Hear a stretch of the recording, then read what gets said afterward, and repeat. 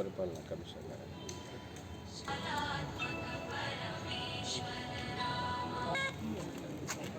తెలంగాణ రాష్ట్ర ముఖ్యమంత్రి వర్యులు శ్రీ యనమల రేవంత్ రెడ్డి గారికి నూతన సంవత్సర శుభాకాంక్షలు తెలుపుతూ మేము తెలంగాణ రాష్ట్ర వ్యాప్తంగా ధరణి రిజిస్ట్రేషన్లు వ్యవసాయ భూముల రిజిస్ట్రేషన్లకై రిక్రూట్ చేసుకున్న 713 మంది ధరణి ఎఫ్టీఎస్లము తహసీల్దార్ కార్యాలయము మరియు జిల్లా కోఆర్డినేటర్లుగా నియమింపబడ్డాం. 2018 మే 25వ తారీఖు నాడు 713 మంది ధరణి ఎఫ్టీఎస్లను రిక్రూట్ చేసుకున్నారు అన్ని తహసీల్దార్ కార్యాలయ తెలంగాణ రాష్ట్ర వ్యాప్తంగా.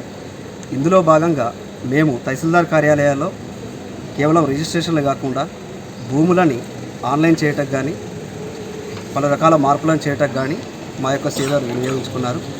మా యొక్క జీతభత్యాలు 2018 నుంచి 21 వరకు 9,800 రూపాయలు చెల్లిస్తూ 2021 నుంచి ఈ రోజు వరకు 11,500 రూపాయలుగా ఉన్నది.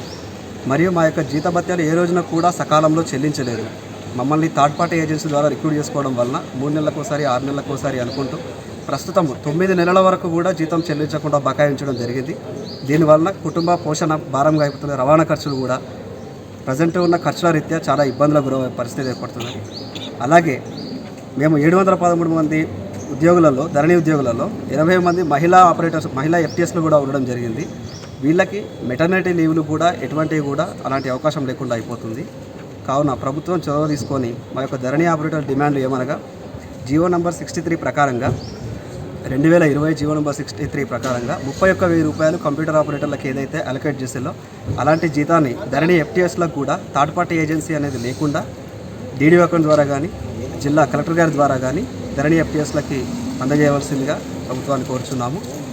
గతంలో పలుమార్లు వినతులు సమర్పించడం జరిగింది. సెక్రటేరియట్లో కానీ సిసిఎల్ఏలో కానీ అలాగే సంబంధించిన అధికారులకు కూడా చాలా రిప్రజెంటేషన్లు ఇచ్చాము. కొంచెం వాటి ఎటువంటి ప్రోగ్రెస్ అనేది లేని కారణంగా ఈరోజు మళ్ళీ సిసిఎల్ఏకి రావడం జరిగింది. నూతన ముఖ్యమంత్రి గారు మా యొక్క ఇబ్బందులను చూసి ఆదుకోవాల్సిందిగా కోరుచున్నాం.